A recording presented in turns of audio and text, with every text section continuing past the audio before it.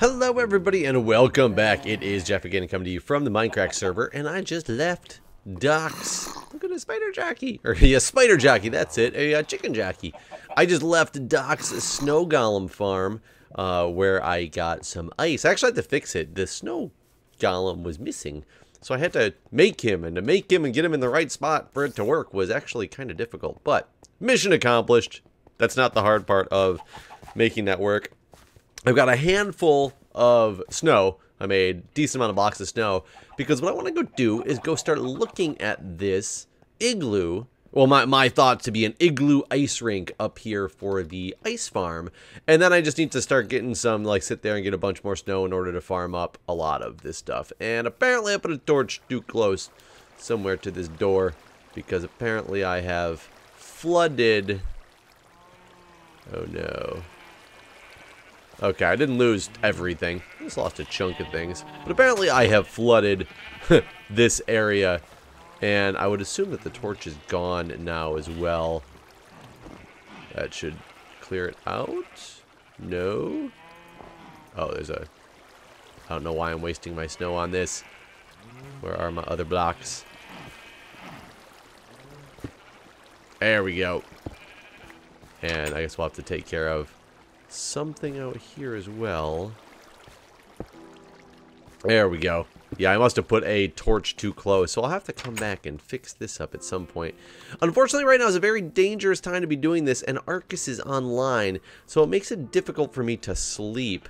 But we're going to go see what we can do. I want to come up here, and I know you guys have told me this particular farm needs line of sight to the sky. Was that a shooting star? That was crazy. That it needs line of sight to the sky. Now, I was trying to do some research to find out if it works like beacons where invisible blocks can go over it, or if it's completely to the point where it requires straight up line of sight to the sky. I'm going to go on the premise right now that it involves straight line of sight to the sky, unless I'm told otherwise. Somebody else also told me that they're pretty sure that this farm was built by Doc, which I don't think that's correct. I could be wrong. The main reason I don't think that's correct is because Zisto's the one who specifically asked me. He said, I realized I built on your mountain. Is that a problem? Do I need to move this thing? Very nice guy. Like, he was very willing to move this thing. And I was like, no, not at all. And it'd be really weird to me if Doc's the one who built this, but Zisto was asking permission. I don't know. That would be kind of strange. But what I want to do is I want to make this... I want to make it a big circle. I don't know how tall I want this circle to be, but in order to make this a big enough circle, like if I made it this tall and this whole thing was open to the skylight, this would have to be one of the corners. So these are going to be the narrowest parts of the circle that it can possibly be in order to... What? That guy's running around like a crazy man. Like this? Actually, does it even go like that? Or would I have to... And then... extend... And then the middles would have to be... Yeah, way out somewhere else. I think this is accurate.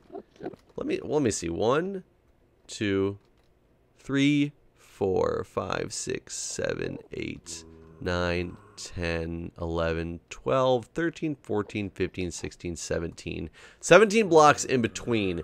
So if I did 8 and 8, so 1, 2, 3, 4, 5, 6, 7, 8. So to make this actually a perfect circle, would I have to do 8 out from here?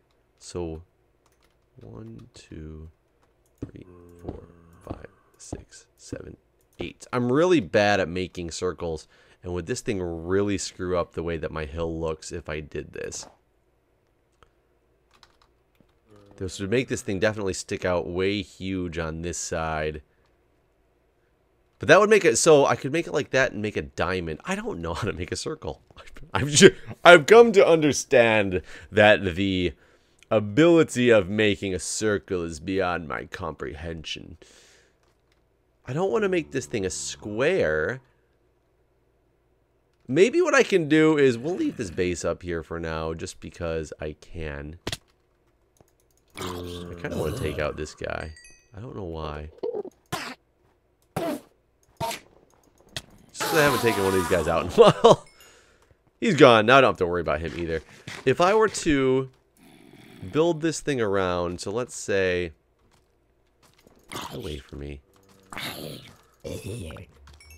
Starting from the floor, how wide would I want the base to be on the bottom? Like, let's say I started this thing... Get away from me.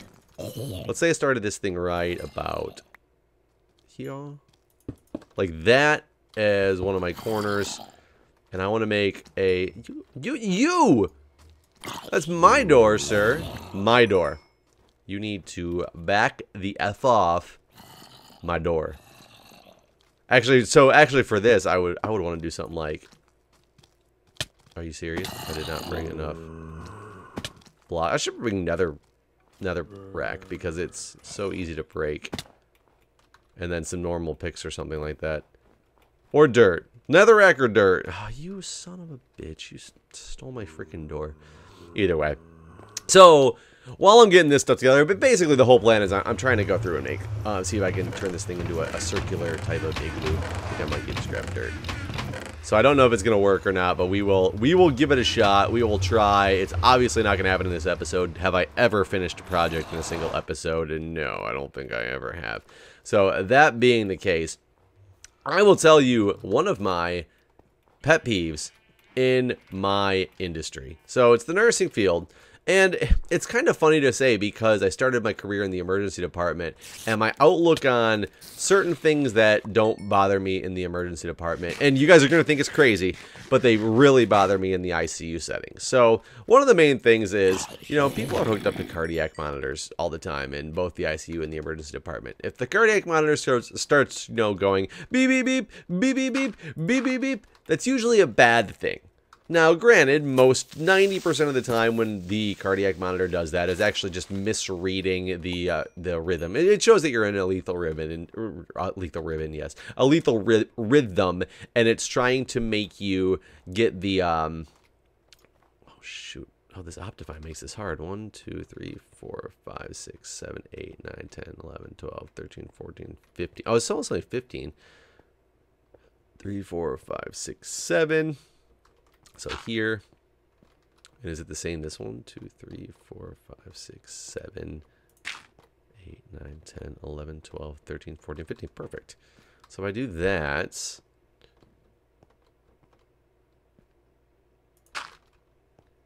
I'm marking this stuff out.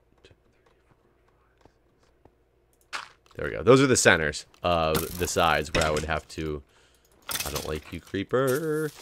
So 90% of the time, it's actually just misreading the rhythm. So you wouldn't actually sit there and be like, oh my God, and like race into the room. You glance at the monitor and see what it is. Now, in the emergency department, they go off constantly, mainly because people are on and off of the cardiac monitors over there. They... as a new patient comes in, you put them on a cardiac monitor. The next patient comes in, you don't put them on the cardiac monitor. But you forget to turn it off or whatnot. And for some reason, they don't just, when you instantly disconnect them, they don't just go off, but they go off when you... Let's try this. I'm curious what this looks like. They will go off when they've been off it for a little bit of time, and they'll start beeping at you that it's asystole, or somebody will bump into the wires and it'll shake the wires and it'll start going off like it's... thinking that it's in VFib or something like that. They constantly go off in the emergency department. You glance at them real quick to see if it's anything important that you got to deal with. 90% of the time it's not, and you move on with your life. You don't necessarily silence it. We don't have an easy option to silence them in the emergency department without actually making your way all the way back into the room. In the ICU, there's usually a button by the monitor that you can turn it off real quick. So in the ICU, it's a pretty big deal that you turn off the cardiac monitor, but you... not in the emergency department, you don't necessarily turn off the cardiac monitor. And I know that sounds really bad, but it's just because of, you know, convenience factor of, you know, where you're at and what you're trying to do with everything. I don't know. It sounds really odd and weird. In the emergency department, one of the worst things that you can do, and this is where you guys are going to think that I'm an evil, evil person, but I'll tell you how I've not changed based on where I work. You are an evil, evil person if you give somebody their... Okay, you didn't hurt any important machinery to this ice farm. That is good. So you're an evil person to every one of your colleagues if you give a patient their call bell. And I know that sounds so bad, but it's because honestly, the people who are having true emergencies in the emergency department are the people who are not capable of using a call bell because they're unconscious and dying. The people who use the call bell, like if you, the person, and I will tell you this seriously, and sure, maybe it's stereotypical of what I see, and I'm, you know, what's the word? I'm jaded by what I've seen, and it's probably true, but when you get jaded because of what you've seen, it's because what you see, it makes you jaded because you constantly see the same things or see a pattern emerging, and that makes you think everything is one way, and that's very true. And if you get a patient who asks you for a call bell, you instantly have a knowledge in your mind in the emergency department that that patient is going to be a problem patient. And they will be on that call bell so ridiculously much. And you think I'm joking. It's true. I know that sounds extremely horrible. I know. I'm sorry, everybody. But that's really the way that it is. Is this really even a circle? This ain't even a circle, is it? Well, we're going to go with it like it is a circle and see if I can get this thing going all the way around and make it look right.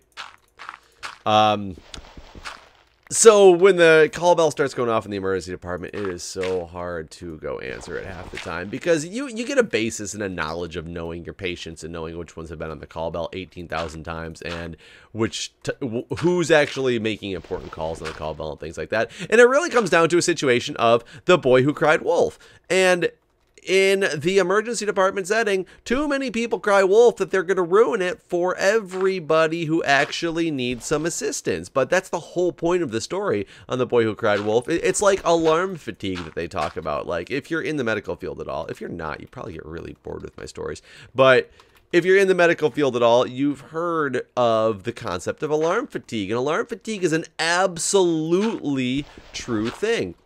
When you start hearing the cardiac monitor going off constantly, but it's constantly going off because it's not a problem. Like, it's usually just misreading the EKG, which happens 90% of the time. You're going to get yourself screwed, and somebody's going to get themselves injured on that 10% of the time. Because when something is actually wrong, you're not going to be paying as much attention because it's just, oh no, it goes off all the time. It never means anything. It's like if a fire alarm, if you live in a building where the fire alarms are constantly going off because there's a problem with the system, you start to not leave when the fire alarm goes off because you feel in your mind that it's going to be another drill. It's going to be another fluke. The system is faulty. And therefore, why would I inconvenience my day knowing that this happens constantly? I'm not going to go stand outside for 2 hours and not have any ability to access my stuff because of your faulty system. But then there's that time when it actually is the true fire and you don't leave because you thought it was a drill and you get severely injured or die. I know that sounds morbid, but it's absolutely true. That is what the concept of alarm fatigue, The Boy Who Cried Wolf, all that stuff, and they're real. They truly exist, and it's sad because people are going to get themselves hurt by it one day. Now, that's the emergency department setting. I'm not saying it's right to have that mentality in there, and I am the type of person who, because of the fact that I was a lot more jaded when I first started as nursing, because right when you see all this stuff for the very first time and you see how evil people can sometimes be, like you're there trying to save somebody's life and they treat you like a piece of garbage and you're just like, you're blown away. You're like, oh my God, how can somebody who doesn't even know me treat me like this? Like it's absolutely ridiculous. I got really jaded at the beginning, and actually after about a year, because then I would actually see legitimate things, not just the crappy jaded things. I would see legit things happening that I started to get a little bit less jaded and start paying attention to things more. So I am the type of person who, when an alarm goes off, maybe it'll even take me a little while to get in there, but I try to silence the alarms as quickly as possible because I don't want people to go through alarm fatigue. I see very often people who do that and mistakes that have been made because somebody wasn't paying attention to an alarm. But that comes with experience, and it's sad that that has to come with experience. However, in the ICU, it's a different story. If those alarms start going off in the ICU, you need to look at that monitor as quick as you can, and then you need to turn off the sound as quick as you can for a couple reasons. For one, you don't want everybody being afraid that something's going on, especially in the ICU setting with families and things like that. Patients, they get so afraid. The families get so afraid because they don't know what they're looking at. They think something's majorly wrong. So you want to alleviate that concern. You don't want doctors rushing in the room thinking something's wrong because you want to alleviate that concern. Also, only one alarm can go off at a time. So if an alarm continues to go off because my patient coincidentally it's just getting this bad reading and constantly the alarm is going off, it's going to override the other patient who actually has a problem, a legitimate problem at the time, because only one alarm goes off. You don't know the difference if you're not staring directly at the monitor that, oh, this is the same alarm or this is a different alarm. You don't know that. So, oh my God, I just jumped off the edge. You don't know that. So you have to deal with this stuff. So call bells are the same way. People can get very, very, very, very, very, very, very, very, very annoying with their call bells. Did I say that enough? Very, very, very, very, very, very, very, very, very, very, very annoying with their call bells. Doesn't mean you stop answering them. You have to answer them. I mean, it's just one of those things. 3 days in a row. Well, the 3 days that I worked in a row. I worked for a day, had a day off, and then I worked for 2 more. So it wasn't quite in a row. 3 days in a row, I'm working the night shift in the ICU. And I walked into the freaking room. Walked into the unit. Walked into the break room to get my stuff ready for work. And I walk in to hearing, ding, ding, ding. And I look out. We don't have a unit clerk that day. Clerk called in or we're short-staffed or whatever it happens to be. I look around. There's 6 nurses from the day shift sitting there. One of them staring at the call bell, but like glancing the other direction. So I guess you're really not staring at something if you're glancing the other way, but just sitting right there. And usually I'll tell you, these people it's the older nurses who think that they've given their time and they don't have to do that menial tasks of answering call bells and things like that anymore in an ICU setting. And I looked around for the first day because I assumed that somebody's about to answer that. I just walked in the door. I'm not even working. I'm still wearing my jacket. I look around. I kind of look. I'm looking for anybody with a sense of any type of urgency or even making a motion toward the call bell. Nothing. So I looked at somebody and I said, What's the deal with the call bell? Is anybody going to answer the call bell? And they're like, oh, I doubt it's my patient. Literally a response that I got from somebody. So I walk over in my jacket and I answer the call bell. And to answer it, you can just do it from the clerk's desk. You can hit a button and ask, can I help you? You can see exactly what room it is. You can ask them if you can help them. You can also... The problem with it is, though, you can't hear very well. It sounds like crap. It's really difficult to hear people in that through that little setting. But I hit the button. I, of course, can't hear what the person's saying. It's really mumbled. Some people are on vents. They're on a vent hitting their call bell, but they're awake and conscious. They can't talk back. You have to go in the room. So I didn't hear anything, so I walked into the room.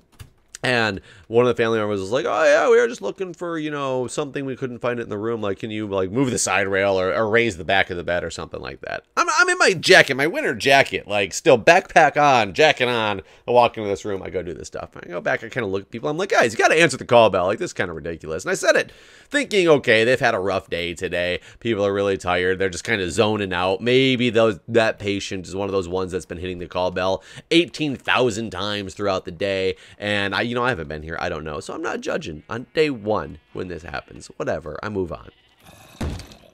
You breaking my freaking doors. Get out of my house. Day 2 happens. Very similar situation. Very similar group of nurses that are working this day too, coincidentally. Go figure on that one. I get a little bit frustrated. Yesterday, I freaking lost it. I didn't really lose it, but I was so mad. I walk in there, freaking like clockwork. Ding, ding, ding, there's this one particular nurse is the one person who I think it was her patients all these days, and they were, oh, I already have a door, and they were actually different patients. She's sitting at the call bell, not answering it, and I said, hey. I didn't want to say her name. I was about to say her name, but I stopped. So I said, hey, you, hey, yo, girl. That's what I said. But I was like, hey, what's the deal with the call bell? And she goes, oh, I don't care. It's just, I just don't feel like answering it right now. I looked at the thing. You can see a timer on it. It had been going off for over 10 minutes. So I said, can I help you? This person, I looked over and I could see what door it was. This is what made me the most mad. I looked over and it was a patient who was on some type of precautions that required the door to be shut. So I looked over and there's a shut door and the curtain was shut as well, so you couldn't even see in the room. And this is the person whose call bell's been going off for 10 minutes. Granted, I said, can I help you? And the person just goes, oh, I'm sorry, I didn't realize I hit the button. It was an accident. Because it doesn't ding in the room. So she's not knowing. She probably rolled onto it when she was in her bed. Didn't realize she had hit the call bell. It starts going off. She doesn't know what's going off in there. Nobody freaking answers the call bell. Of course she doesn't know what's going off. Thank God it was a mistake. Because you couldn't see in the freaking room. How do you work? How do you have the balls to work and claim you're such a great nurse, taking care of people, the sickest of the sick, when you have a room like it's a bad thing to, like, when you have to shut the door for a precaution. You are not supposed to leave those curtains shut because of the fact that you want to be able to see and keep an eye on your patient. All of these things are wrong with the world. I won't say specifically who this particular person was. It's somebody that I've had a problem with in the past before. This person, not a problem personally. I get along with most people pretty well in my job. But I have a problem with them actually doing their job and making me do half of their job. And I'm still sitting there again with my backpack on and my winter jacket. And I don't understand how people can put up with this. This shit pisses me off. When you go out and you get a job and you do your job, especially when people's lives are on the line, you gotta suck it up and take it sometimes. 10 minutes is unacceptable for a call bell to go off for a patient you can't see because their door is shut and their curtain is closed, to be staring at the call bell and not even bother to answer it. That's my rant for the day, guys. One thing I love about YouTube is I get to rant like this. I get to just get things off of my chest, and it feels good. And I'm relaxed. I got some work accomplished as well. I'm going to cut this episode here. Thanks for watching. Thanks for listening to my rant. Press a like button, please. I'll see you guys in the next episode.